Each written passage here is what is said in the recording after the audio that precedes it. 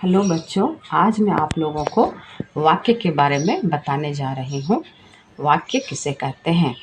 अगर आपको वीडियो पसंद आए तो लाइक और सब्सक्राइब ज़रूर करिएगा, वीडियो को अंत तक देखिएगा।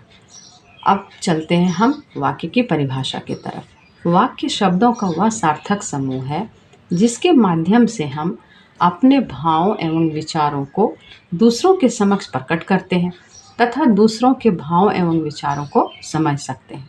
अतः हम कह सकते हैं कि वाक्य उद्देश्य और विधेय से बनी वह इकाई है जिसका स्पष्ट अर्थ होता है। जैसे उसने घर आकर भोजन किया। ये लाइन हमको यहाँ पे पूरी तरह से समझ आ रही है, इसका अर्थ हमको समझ आ रहा है। अब हम देखते हैं कि वाक्य के कितने अंग होते हैं। वाक्य के 2 अंग होते हैं, उद्देश्य और विधेय। अब उद्देश्य किसे कहा जाता है? जिसके बारे में बात की जाए उसे हम उद्देश्य कहते हैं, और जो बात की जाए, उद्देश्य के बारे में जो बात की जाए वह हमारा विधेय कहलाता है। जैसे उदाहरण के लिए यहाँ पर मोहन पटना में रहता है, इसमें उद्देश्य है आपका मोहन और विधेय है पटना में रहता है। अर्थात यहाँ मोहन के बारे में बताया जा रहा है कि मोहन कहाँ रहता है, तो पटना में रहता है। तो मोहन हमारे उद्देश्य हो गए और पटना में रहता है इसका विधेय हो गया। अब हम चलते हैं वाक्य के प्रकार या भेद की तरफ। वाक्य के भेद 2 आधार पर किए जाते हैं, अर्थ के आधार पर वाक्य भेद, रचना के आधार पर वाक्य भेद। अर्थ के आधार पर वाक्य भेद। बच्चों, अर्थ के आधार पर 8 प्रकार के वाक्य होते हैं। विधानवाचक वाक्य, निषेधवाचक वाक्य, प्रश्नवाचक वाक्य, विस्मयादिबोधक वाक्य, आज्ञावाचक वाक्य, इच्छावाचक वाक्य, संकेतवाचक वाक्य, संदेहवाचक वाक्य।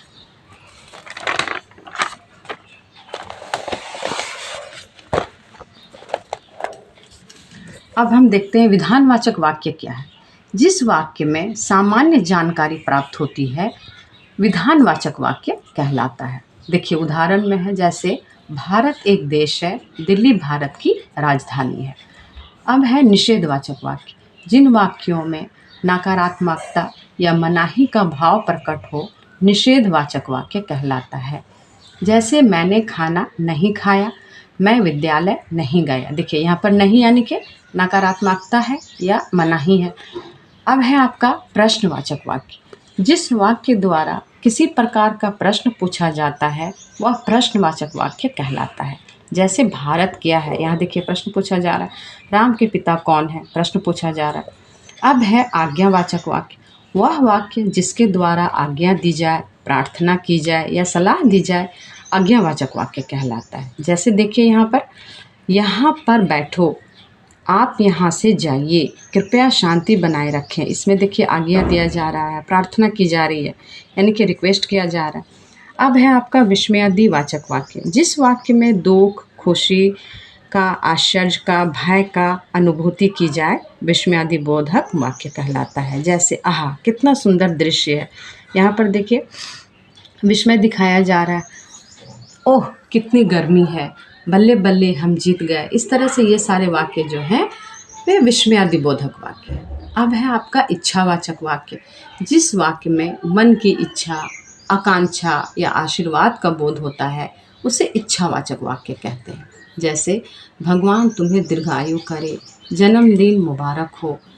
अब है आपका संकेतवाचक वाक्य। जिस वाक्य में किसी संकेत का बोध हो उन्हें संकेतवाचक वाक्य कहते हैं। जैसे राम उधर बैठा है या उसका घर है, यानी कि यहाँ पे संकेत किया जा रहा है, इशारा किया जा रहा है। अब है आपका संदेहवाचक वाक्य। जिन वाक्यों में संदेह या शंका का बोध हो उन्हें संदेहवाचक वाक्य कहते हैं। जैसे शायद वह आया होगा, यानी कि वह आ भी सकता है और नहीं भी। शायद आज बारिश हो भी सकती है और नहीं भी। बच्चों, ये अर्थ के आधार पर मैंने आपको वाक्य भेद बताया। अगली वीडियो में हम दूसरा इसका भाग लेकर के आएंगे। तब तक के लिए खुश रहो,